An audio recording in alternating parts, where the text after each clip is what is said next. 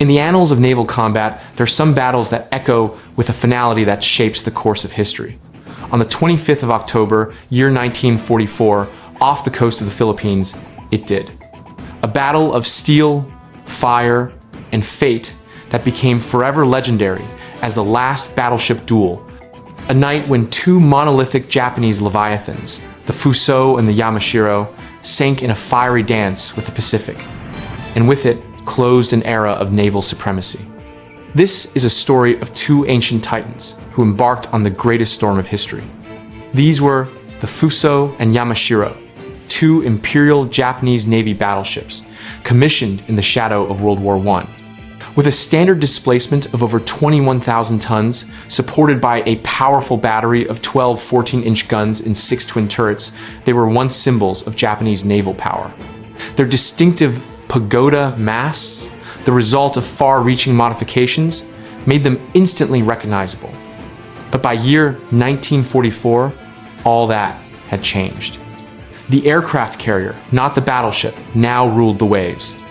And yet, in the desperation of the Battle of Leyte Gulf, the greatest naval battle in history, Japan risked everything on a desperate roll of the dice. The Fusō and Yamashiro were part of that last fatal roll of the dice. These were not streamlined Second World War designed warships. They were an older generation, hammered out in a different time and laboriously modified in a desperate attempt to make them serviceable. Their distinctive pagoda masts were functional rather than aesthetic.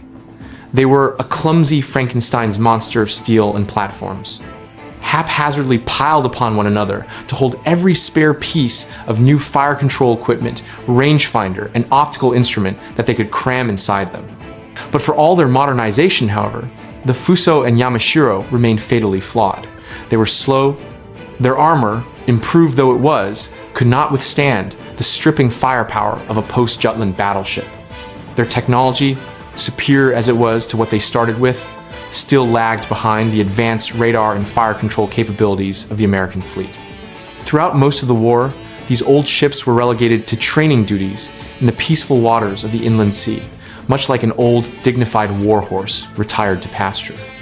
They were relics in a war that had passed them by. By October year 1944, Japan's naval air strength lay in ruins. With carriers and an entire generation of pilots lost, the Imperial Navy then had to resort to a pre-war policy of a decisive surface battle. Operation Shō-Gō I required 3 separate fleets to close in on Leyte Gulf. Vice Admiral Shōji Nishimura's southern force, consisting of the Fusō and Yamashiro, was directed down the most direct and dangerous course, a head-on assault through the narrow Surigao Strait. The plan was suicidal, on the brink of madness. Vice Admiral Shōji Nishimura led the southern force, his flagship the Yamashiro, along with the Fusō, a heavy cruiser, and 4 destroyers. The mission, to steam straight into Leyte Gulf through the Surigao Strait, a precariously narrow waterway, and wreak havoc on the Allied invasion fleet. But the Americans were waiting for them. Rear Admiral Jesse Oldendorf, the commander of the U.S. 7th Fleet, laid a trap of historic proportions. Waiting for Nishimura were 6 battleships, 8 cruisers, and an untold number of destroyers and PT boats. Perhaps most importantly, however, Oldendorf's battleships were all veterans of Pearl Harbor, ships forged of ash now seeking revenge. Oldendorf's strategy was old-fashioned, crossing the T.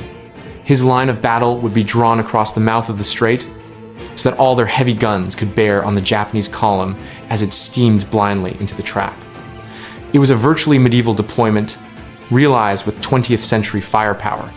As Nishimura's column entered the strait at dawn on the 25th of October, they were met not by the giant battleships, but by a fog of small, stealthy killers.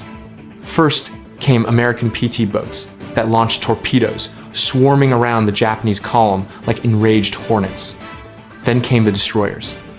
The high-speed warships, with their deadly torpedoes, charged forward into the darkness. During the chaos, at around 3 o'clock, the destroyer USS Melvin delivered a fatal blow to the Fusō. 2 torpedoes hit the battleship, causing fires and causing disastrous flooding. The Fusō, already an older vessel, was severely damaged. Though reports at the time improbably stated she broke in two, recent underwater inspections by the RV Petrel suggest that she likely sank intact, with a violent capsizing after the hit. She met her end in sudden violence, an isolated death in the maelstrom of darkness, largely unnoticed by her comrades. Uninformed of Fusō's loss, and maybe thinking some of the enemy torpedo boats were taken care of, Admiral Nishimura and the Yamashiro continued on. He led his damaged force right into Oldendorf's trap. The last genuine battleship duel of history was set. Right on schedule at 3:51, the USS West Virginia opened fire with her enormous 16-inch guns, followed in thundering sequence by the Maryland, Mississippi, Tennessee, and California. These reborn titans of Pearl Harbor rained down a torrent of steel and fire, guided by advanced radar in the dark night. The Yamashiro, the sole remaining Japanese battleship, was consumed by fire. Shells from numerous battleships and cruisers rained down on her, bursting through her armor, exploding within her decks. She was hit repeatedly, a fire, her own return fire for naught against American guns. In a desperate bid to escape, she turned, but too late. Another devastating torpedo strike doomed her. About 4:19, the blazing, battered Hulk Yamashiro capsized and sank beneath the waves, losing Admiral Nishimura and most of her crew. Of the entire Japanese Southern Force, only one destroyer, the Shigure, would live to tell the tale of the Surigao Strait. The Battle of Surigao Strait was a defeat so complete for the Allies that it has become legend, an immaculate execution of an outdated naval strategy, made possible by modern technology and sheer numbers. But it was more than a battle. It was a turning point in naval history. For over a century, the battleship had dominated, the ultimate symbol of naval might. But Surigao Strait made it official. The battleship's era had come to an end. The future belonged to the aircraft carrier and its air wing.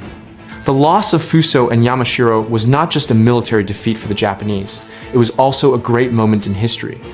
Up from their graves in the water, the victorious American battleships had achieved their revenge.